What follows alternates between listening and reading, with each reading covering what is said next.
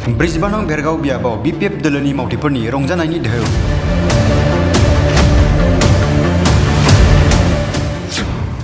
मोसा मोसा बरायदों महेश्वर बर' बिथांखौ बिक्रम दैमारिया।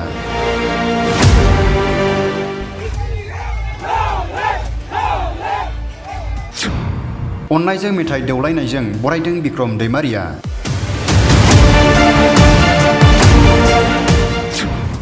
आशीर्बाद लालायदों खर'जों खर' फोनांलायनानै।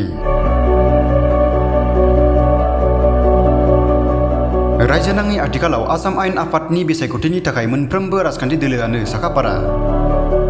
BTC ओनसोलनि मोनजिबा बियाबाव BPF दोलोआबो NDA नि जानानै बिसायख'थि बादायनो मोनजिसे बियाबाव बिजाथि फसंबाय।